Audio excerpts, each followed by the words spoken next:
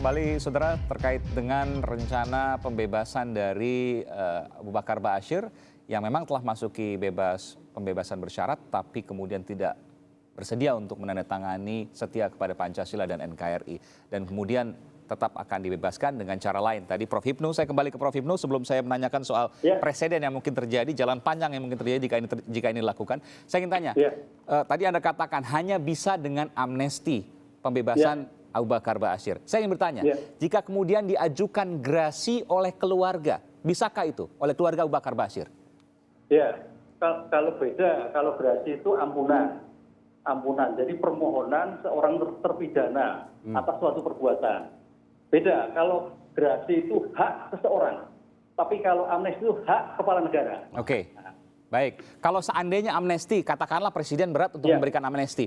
Lalu keluarga Abu Bakar Ba'asyir menuliskan surat permohonan gerasi. Mungkinkah itu? Ya sudah, kan sudah dihapuskan. Dihapuskan bagaimana, Prof? Sudah. Iya.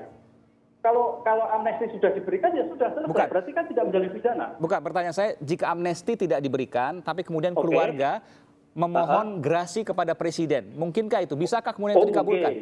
Mungkin sekali. Karena namanya gerasi itu hak setiap orang. Hak setiap narapidana yang diancam pidana 2 tahun ke atas bisa mengajukan ampunan, sifat ampunan. Yang sifat melakukan tetap ada tapi dikurangi. Apakah dikurangi ataukah dialihkan dari tidak pidana yang dilakukan. Ataukah bebas bersyarat juga bisa ini ya? Dibebaskan karena alasan kemanusiaan? Bisa. Tapi bebas, yang mengajukan digantikan bisa. Iya, pertanyaannya 2, Prof. Yang mengajukan bukan Abu Bakar Ba'asyir tapi keluarganya.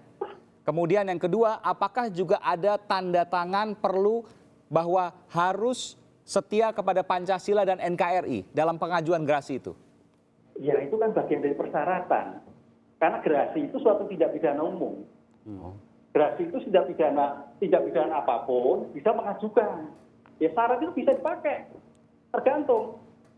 Makanya kalau memang beliau menghendaki syarat itu harus dipenuhi. Kalau enggak ya gerasinya ditolak kan gitu. Tapi kalau ini enggak, pidana ini harus perbedaan pandangan. Jadi seandainya toh Pak Ba'asyir tidak tanda tangan, saya kira nggak masalah, itu sudah perbedaan pandangan antara kepala negara dan Pak Ba'asyir kan itu. Bukan, kalau gerasi ini, Prof, maksud saya tanpa campur tangan sama sekali individu Abu Bakar Ba'asyir, tapi keluarganya yang mengurus. Lah, yang menjalankan yang bersangkutan. Harus.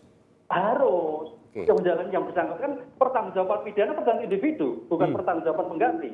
Jadi kalau Abu Bakar Ba'asyir tidak mengajukan gerasi yang di dalamnya adalah setia pada Pancasila dan NKRI oleh individu Abu Bakar Ba'asyir sendiri, tapi kemudian diurus keluarganya, maka gerasi tidak bisa dilakukan.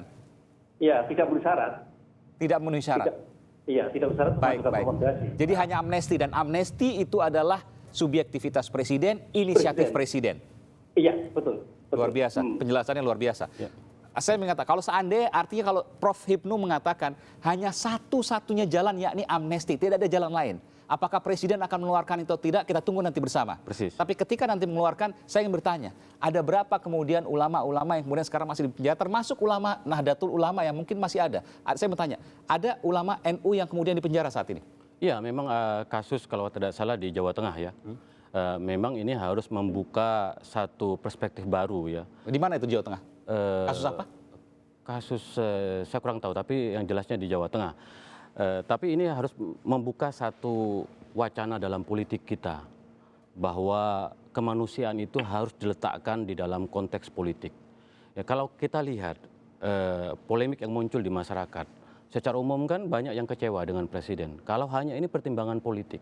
Tapi seorang Presiden Jokowi, kita tahu sejak beliau menjadi wali kota, lalu gubernur DKI Jakarta, beliau begitu dikenal presiden yang belusukan dengan rakyat. Dia tidak berjarak dengan rakyat. Betapa kemanusiaannya sangat tajam. Beliau belajar dari Bung Karno, beliau belajar dari Ibu Megawati Soekarno Putri bahwa kemanusiaan itu harus menjadi prinsip kita. Saya sepakat dengan itu, tapi pertanyaan saya adalah, Anda kan dari Nahdlatul Ulama. Tentu ada Ustadz juga Nahdlatul Ulama, ulama Nahdlatul Ulama yang sekarang juga ada di penjara.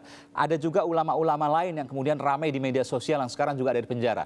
Tidakkah kemudian itu memunculkan presiden? Nanti mereka juga akan minta hal serupa. Di mana kemudian pembedaannya? Katakanlah mereka juga sama-sama berumur. Ya, ini kan pada akhirnya presiden akan menggunakan hati nuraninya, menggunakan cita rasa kemanusiaannya untuk menyelesaikan. Jadi ini adalah blessing in disguise untuk melihat, membuka begitu banyak masalah dalam konteks hukum di mana Presiden bisa intervensi sekali lagi untuk memberikan pembelajaran kepada kita bahwa politik itu harus dibangun di atas prinsip Pancasila. Dan diantaranya adalah kemanusiaan yang adil dan beradab, bahwa Pancasila harus menjadi jiwa ruh yang hadir di tengah-tengah masyarakat.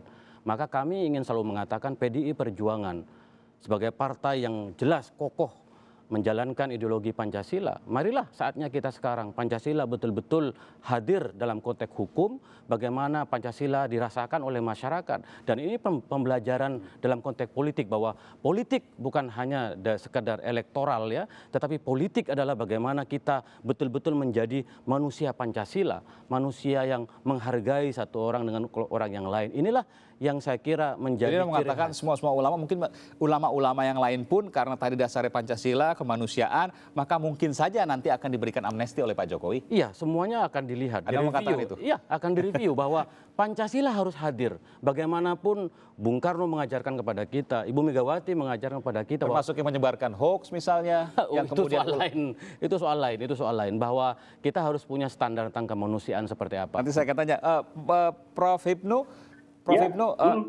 saya bertanya terkait dengan amnesti. Kalau Anda mengatakan, Anda menyimpulkan tadi hanya amnesti yang bisa dilakukan atau bisa diproduksi, bisa dikeluarkan oleh Presiden Jokowi terkait dengan kasus Abu Bakar Ba'asyir ini.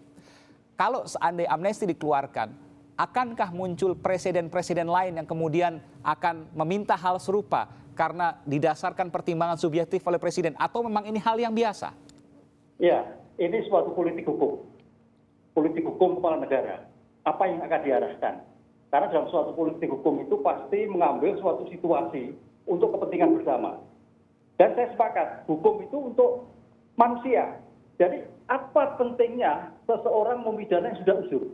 Bahkan kalau kita lihat di RUU KUHP, umur 70 tahun itu sudah nggak layak untuk dipidana. Nah, ini saya kira sebagai masukan juga ke depan bahwa usia untuk dalam narapidana itu saya kira sudah harus diperhitungkan kembali apakah diteruskan di napi atau tidak. Nah, kebetulan Pak Ustadz ini terkait dengan terorisme dan sudah usur. Apa langkah hukumnya? Ya satu-satunya amnesti.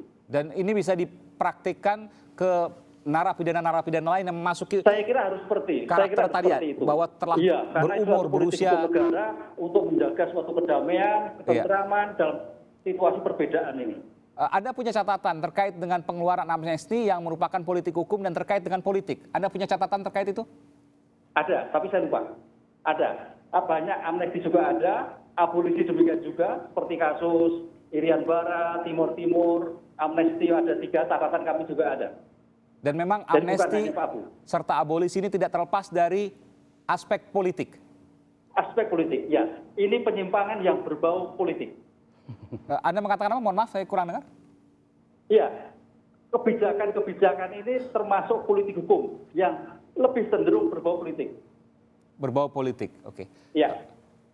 Saya ingin tanya, Bung Gusmis, Pak Yusril kan yang paling tampak dalam proses ini. Saya ingin tanya, Pak Yusril itu pada waktu mengajukan usulan ini, apakah berkonsultasi ke tim kampanye nasional atau memang bergerak sendiri? Katakanlah hanya berkoordinasi ke istana, Pak Jokowi dan kawan-kawan. Yang jelas kami tidak tahu. PDI Perjuangan tidak tahu? Ya, kami tidak tahu. Kaget juga mendengar peristiwa ini? Ya, kami bangga bahwa Presiden kami punya satu prinsip kemanusiaan yang kokoh, ya, kami bangga terus terang saja. Tetapi PDI Perjuangan tetap meminta kepada Abu Bakar Ba'asyir karena negara sudah memberikan segalanya kepada dia dalam konteks bagaimana beliau bisa bebas, ya kan. Nah, sekarang tinggal Abu Bakar Ba'asyir memberikan kepada negara. Jadi kalau Abu Bakar Ba'asyir menyatakan saya setia kepada Pancasila dan NKRI, itu satu rekonsiliasi. Itu selesai masalahnya. Dan itu bagus, happy ending. Maka tapi permasalahan kan sekarang tidak bersedia. Bukan begitu, bukan karena kami dari PDI Perjuangan mengatakan bahwa akan membawa kemaslahatan. Kiai Abu Bakar Ba'asyir belajar Islam dan mengerti selalu prinsip dalam Islam bahwa kemaslahatan itu harus diletakkan dalam konteks kepentingan pribadi. Maka dalam konteks kemaslahatan bangsa itu akan menjadi smooth dan tidak menjadi polemik.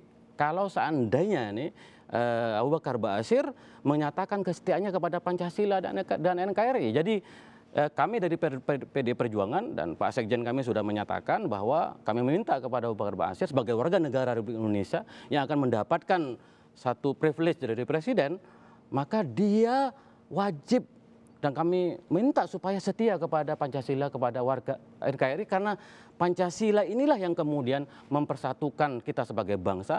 Pancasila inilah yang kemudian menjadikan Indonesia sebagai bangsa yang besar. Jadi pertanyaan saya tadi bahwa Pak Yusril tidak berkoordinasi dengan TKN, PDI Perjuangan dan lain sebagainya, itu benar bahwa Pak Yusril berkoordinasi langsung ke Pak Jokowi dan TKN tidak tahu menahu soal ini. Iya, bahwa kami tidak tahu menahu konteks ini.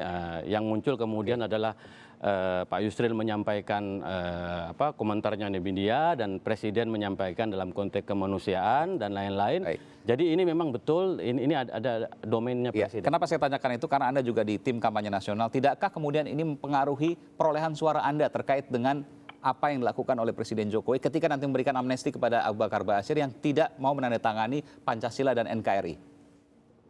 Bang Aiman, kita ini dalam politik ya, bahwa ada kita sebut elektoral, tetapi kemanusiaan itu yang itu menjadi salah satu sila dalam Pancasila kita, itu harus menjadi satu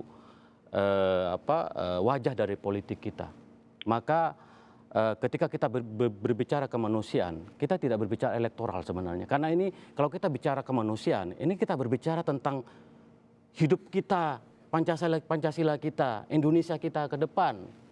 Ya kan? Jadi menurut saya ya, kita harus belajar dari para pendiri bangsa, para tokoh-tokoh nasional kita, bahwa Pancasila diadopsi sebagai salah satu sila, lalu kemudian juga menjadi salah satu pasal di dalam Undang-Undang Dasar negara kita. Itu artinya apa? Bahwa Republik ini dibangun di atas prinsip kemanusiaan.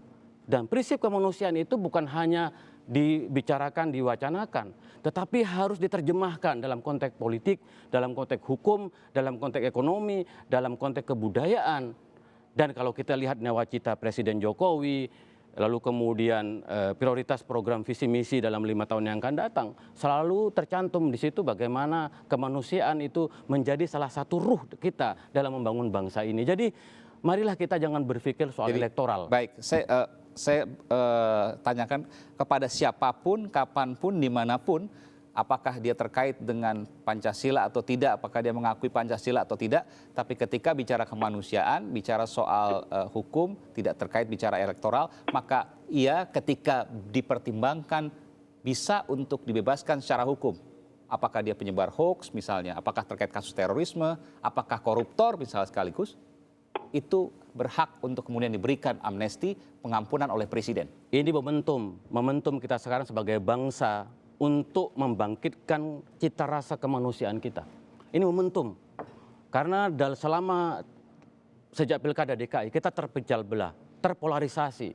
Kita lupa bahwa kita adalah manusia, adalah khalifah, manusia, makhluk Tuhan yang paling mulia. Kita punya hati nurani. Mari kita gunakan hati nurani. Betul. Dan itu semuanya bisa dibuat. Semua bisa terjadi seperti itu. Tidak hanya untuk kasus Abu Bakar Ba'asyir.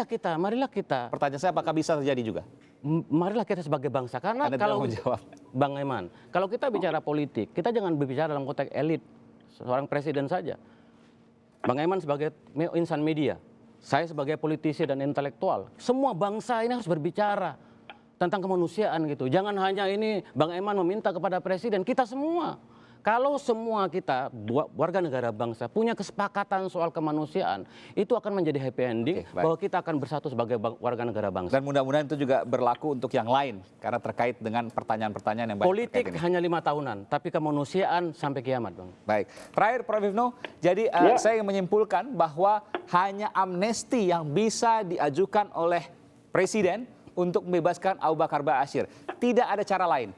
Ya, betul. Aspek hukum, kalau kita kembali pada konteks hukum yang ada, hanya amnesti yang diberikan oleh kepala negara. Dan amnesti terkait dengan politik hukum yang selalu terkait dengan aspek politik. Baik, terima kasih Prof. Hipnu Nugroho, Guru Besar dari Universitas Jenderal Sudirman Purwokerto, Jawa Tengah, dan juga Ketua Baitul Muslimin Indonesia yang juga anggota tim kampanye nasional Jokowi Ma'ruf, Zuhairi Misrawi. Gusmis, terima kasih. Assalamualaikum warahmatullahi wabarakatuh.